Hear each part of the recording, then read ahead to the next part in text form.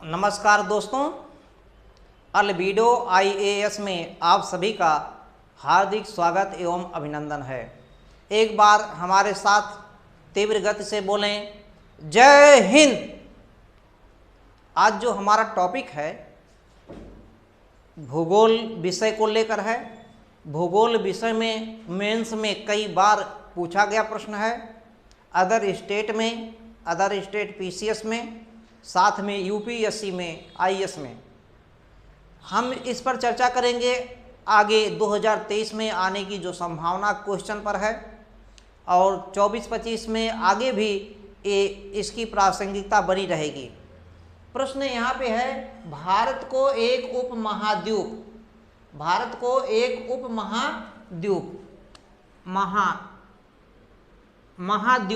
माना जाता है। भारत को एक उप महाद्वीप माना जाता है। सविस्तार चर्चा करें तो क्यों माना जाता है, यहाँ पूछा गया है क्यों माना जाता है, उप महाद्वीप माना जाता है। ये किसे माना जाता है? भारत को उप महाद्वीप कुल मिलाकर के क्यों माना जाता है, इसी पर जो है विस्तार पूर्वक चर्चा करना है, उत्तर देना है। प्रश्न बहुत ही आसान है, लेकिन इसका उत्तर लिखना बहुत ही कठिन, क्योंकि शब्द सीमा यहाँ पे दे रखेगा 150 शब्द, 250 शब्द जो भी दिया जाए। तो भारत को एक उप महाद्वीप माना जाता है, क्यों? सबसे पहले हम इसमें देखेंगे लिखा क्या जाए, शुरुआत कहाँ से किया जाए। तो हम थोड़ा सा भूमिका बता देते हैं, कैसे समझें। अब यहाँ पे है भारत को उप महाद्वीप माना जाता है, तो सबसे पहले आप समझिए कि उप महाद्वीप किसे कहते हैं। तो सबसे पहले इसी को हम डिफाइन कर देते हैं आंसर में कि उप महाद्वीप क्या है। सबसे पहले हम डिफाइन क्या करेंगे, परिभाषित करना है कि उप महाद्वीप किसे कहते हैं। सबसे पहले हमको क्या डिफाइन करना है, उप महाद्वीप क्या है, उप महाद्वीप क्या है। सबसे पहले इसी को बताना है, उप महाद्वीप क्या है। जब ये बता देंगे उप महाद्वीप क्या है, तो उसके बाद में बताएंगे उप महाद्वीप की यह विशेषता है, और यह विशेषता भारत में पाई जाती है, इसलिए भारत को उप महाद्वीप माना जाता है। क्लियर हो रहा? अब देखिए, शब्द है उप महाद्वीप, इसका मतलब एक शब्द यहाँ पर है महाद्वीप, दूसरा उप। एक है उप और दूसरा है क्या भैया, महाद्वीप, कॉन्टिनेंट। ये हो गया महाद्वीप। इसमें आप सुने होंगे एक द्वीप भी होता है, आइलैंड। अब यहीं पे हम समझा देते हैं, अभी लिखने का हम नहीं बता रहे क्या लिखना है, आपको लिखना है महाद्वीप क्या है। पहले इसको हम समझा देते हैं, उसके बाद बता रहे हैं कैसे लिखना है। तो देखिए, द्वीप का मतलब क्या होता है, कोई अगर स्थलीय भाग है और उसके चारों ओर जल है। संक्षेप में लोग यही इतना ही जानते हैं, कोई स्थलीय भाग है और उसके चारों ओर क्या है, जल है, जल, और ये है स्थल, तो एक द्वीप ही होगा, आइलैंड, छोटा है। और यदि यही बहुत बड़े में हो और इसके चारों ओर क्या हो, जल ही जल हो, ये स्थल है, और ये बहुत बड़ा हो, इसके चारों ओर क्या हो, जल ही जल हो, तो ये महाद्वीप हो जाएगा। लेकिन अब सवाल, उप महाद्वीप किसे कहेंगे? क्लियर हो रहा? तो और भारत को कह रहे हैं उप महाद्वीप। भारत के चारों ओर तो जल है ही नहीं है, तीन ओर से जल है, इसका मतलब भारत एक प्रायद्वीपीय देश है। भारत क्या है, प्रायद्वीपीय देश। लेकिन ये तो नहीं पूछा गया कि भारत एक प्रायद्वीपीय देश है, स्पष्ट कीजिए। ये कह रहा है कि भारत एक उप महाद्वीप है। प्रायद्वीप का मतलब होता है जिस देश के तीन ओर से जल घिरा हो, तीन ओर से क्या हो, जल घिरा हो, एक ओर से स्थलीय भाग हो, वह देश जो होता है प्रायद्वीप होता है। जैसे भारत एक प्रायद्वीपीय देश है, भारत एक प्रायद्वीपीय देश है। कैसा देश है भारत? प्रायद्वीपीय देश, चूंकि तीन ओर से जल घिरा है। अगर इंडिया की बात करेंगे, ऐसे देखेंगे, ऐसे, तो एक पश्चिमी घाट है, पश्चिमी घाट, गुजरात से लेकर पूरा का पूरा, यहां नहीं दिख रहा है, ये इंडिया को दिखा देते हैं। ये गुजरात से लेकर आप देख रहे हैं, ये पश्चिमी घाट है और ये पूर्वी घाट है। तो पश्चिमी घाट में गुजरात से लेकर यहाँ तक पूरा का पूरा जल ही जल है।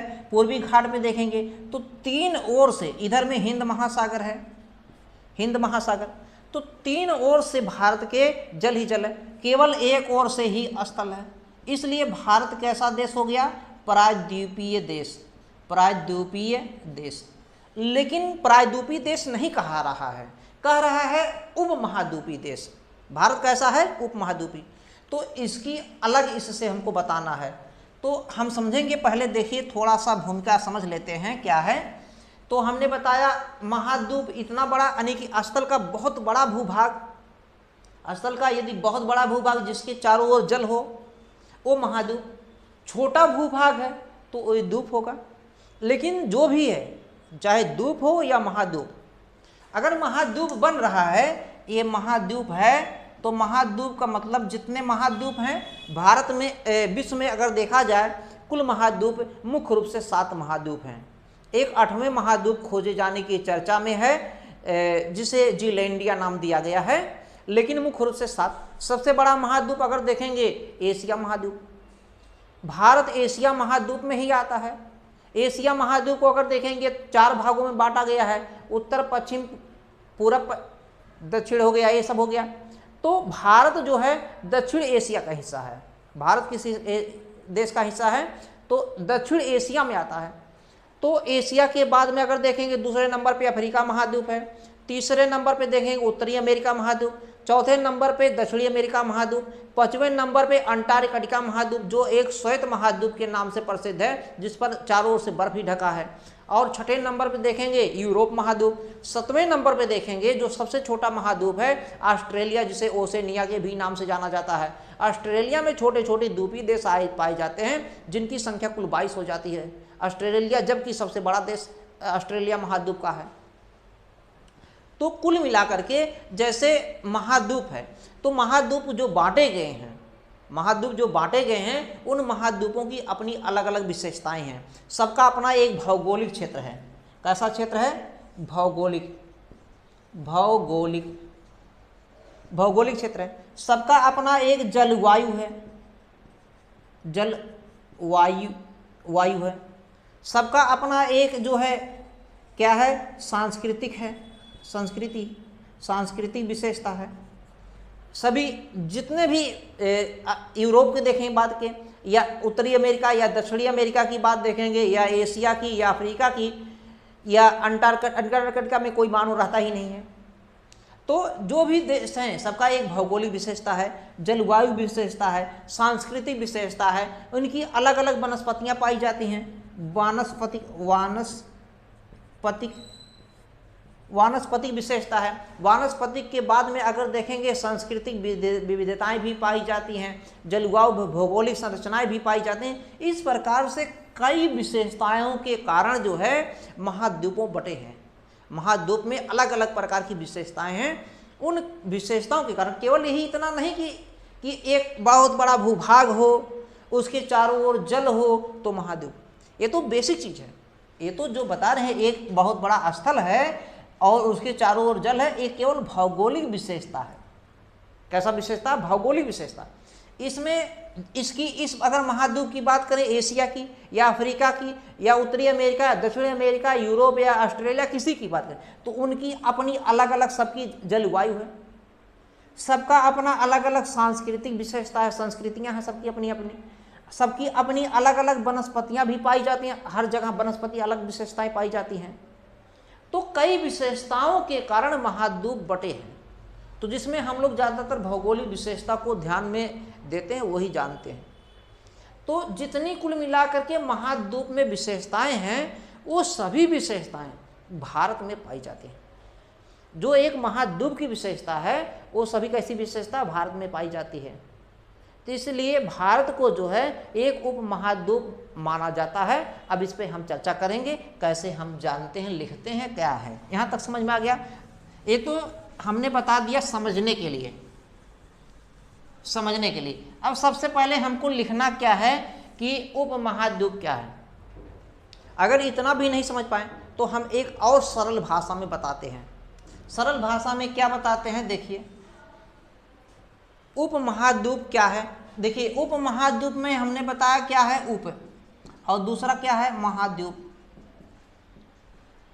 ये महाद्वीप मतलब समझ में आ रहा है, नहीं समझ पाए, जैसे हमारे यहाँ एक होता है प्रधानमंत्री, तो इसी का दूसरा बना देते हैं उप प्रधानमंत्री। उप प्रधानमंत्री कुछ भी बना देते हैं। प्रधानाचार्य, प्रधानाचार्य, उप प्रधानाचार्य, उप प्रधानाचार्य, इस तरीके के बनाते हैं ना, उप लगा दिया जाता है। ये भी नहीं समझ पाए तो ऐसे भी समझ लीजिए, पत्नी है, उपपत्नी। हालांकि इसे नहीं मानेंगे, नहीं होता है, हमने ऐसे बता दिया समझने के लिए, इसको नहीं लेंगे। जैसे कुल मिला के उप प्रधानाचार्य है। राष्ट्रपति देख लीजिए, राष्ट्रपति,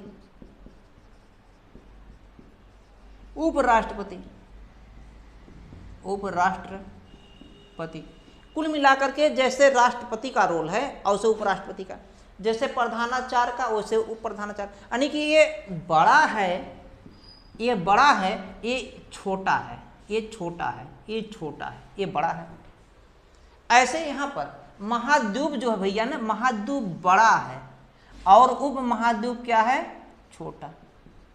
इसका मतलब जो उप महाद्वीप की विशेषता है, उप महाद्वीप की विशेषता है वही महाद्वीप की विशेषता, जो महाद्वीप की विशेषता वही उप महाद्वीप की। बस डिफरेंस क्या है, ये बड़ा है और ये क्या है, छोटा है। दोनों में लगभग विशेषताएं समान होती हैं, यानी कि महाद्वीप की लगभग सभी विशेषताएं उप महाद्वीप में पाई जाती हैं।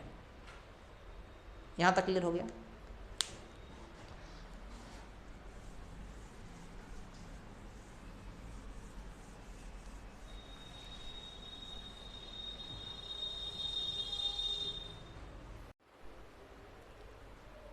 अब लिखेंगे क्या, देखिए सबसे पहले हम उपमहाद्वीप को बताएंगे, लिखेंगे। देखिए जो भारत की अगर बात करें, थोड़ा सा मैप बना दीजिए, मैपिंग से क्लियर रहेगा।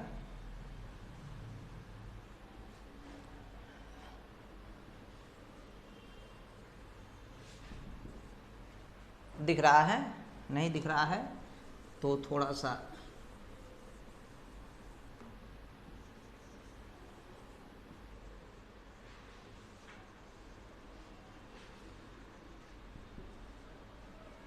ये भारत है, इसको हम बना देते हैं इस तरीके का, बन गया। तो भारत में अगर देखते हैं, ये नेपाल है, ये भूटान है, BHN है, ये पाकिस्तान है, ये बांग्लादेश है, ये श्रीलंका है और ये जो है मालदीव है। क्या है, ये मालदीव, ये श्रीलंका, ये भूटान, ये बांग्लादेश, ये भूटान, नेपाल, पाकिस्तान, इस तरीके के हमारे ये सब पड़ोसी देश में दिख रहे हैं। तो भारत में अगर देखेंगे, इधर की बात करेंगे, ये यूरेशियाई प्लेट है,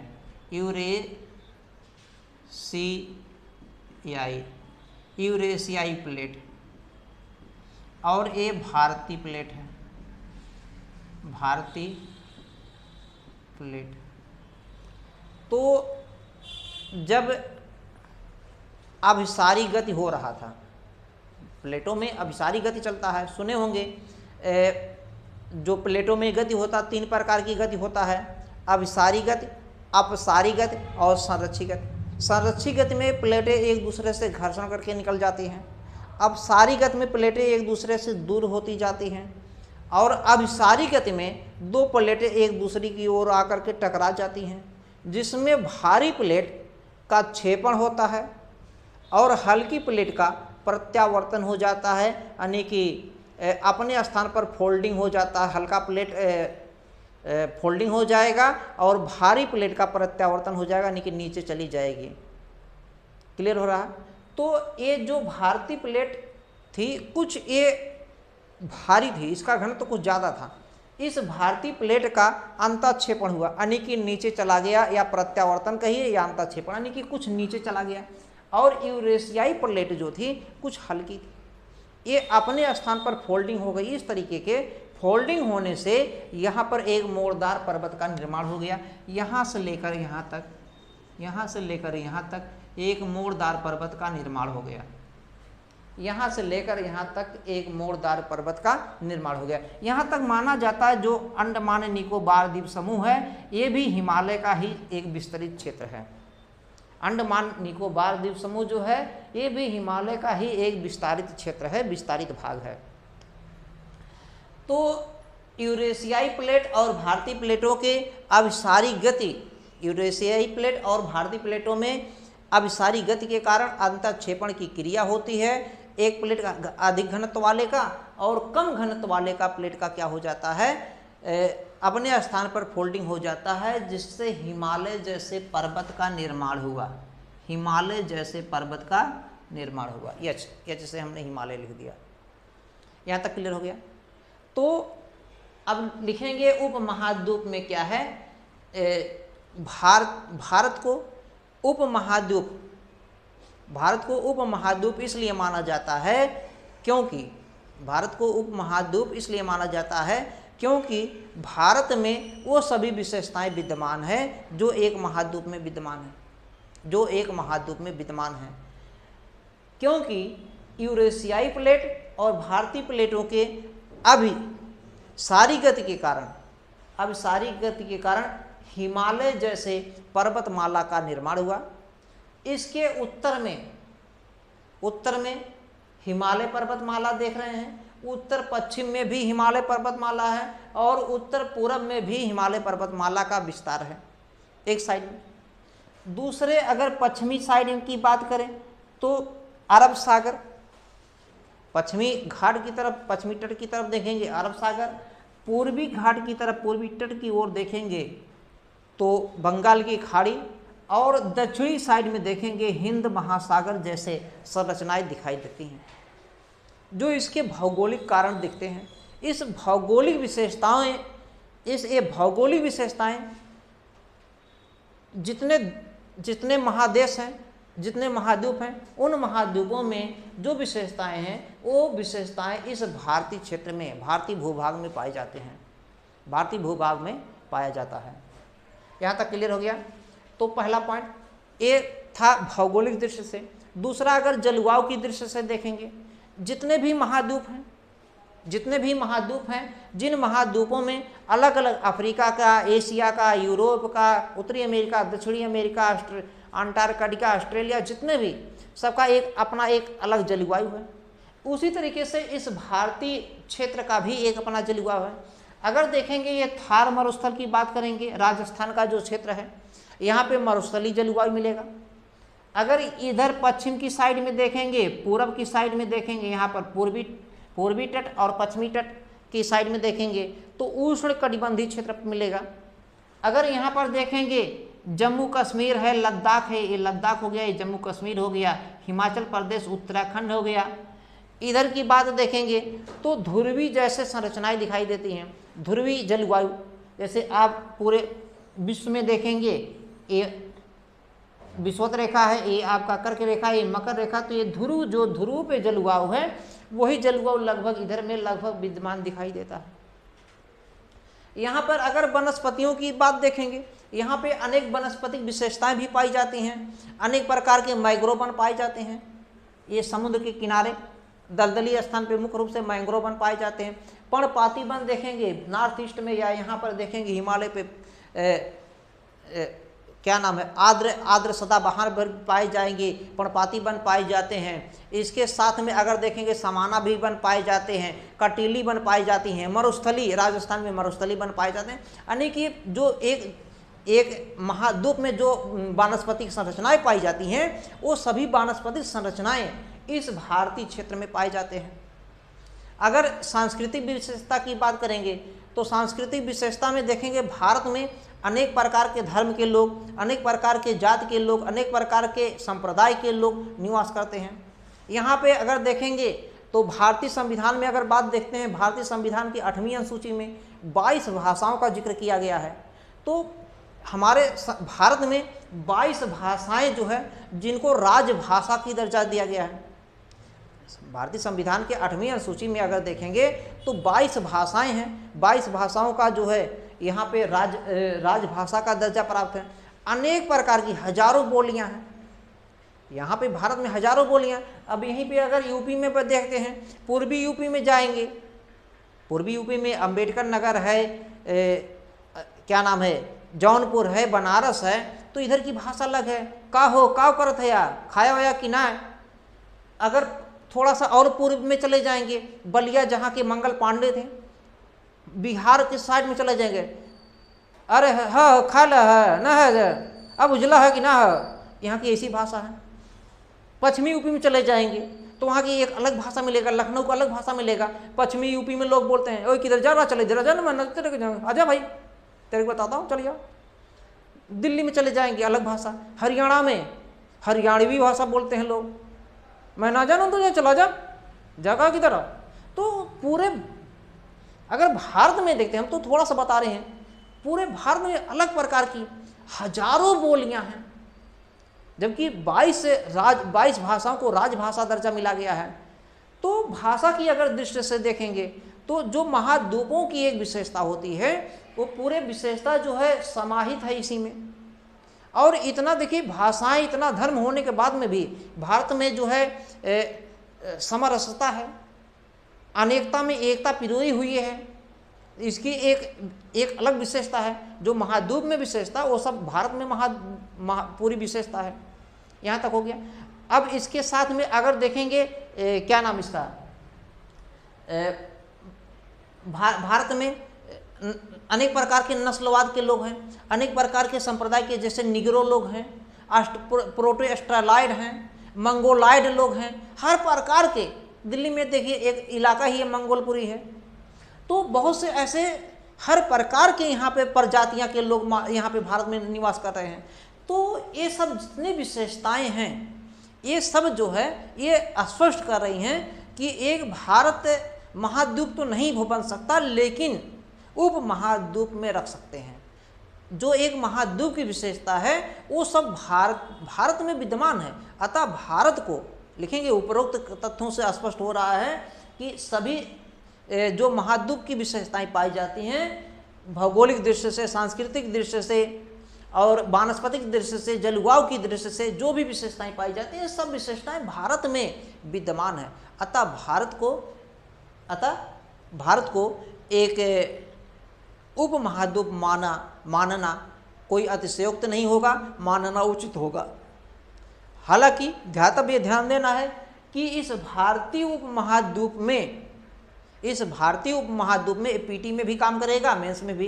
इस भारतीय उपमहाद्वीप में भारत ही नहीं, भारत तो आता ही है, भारत के साथ साथ पाकिस्तान, नेपाल, भूटान, बांग्लादेश, श्रीलंका और मालदीव देश को भी शामिल किया गया है।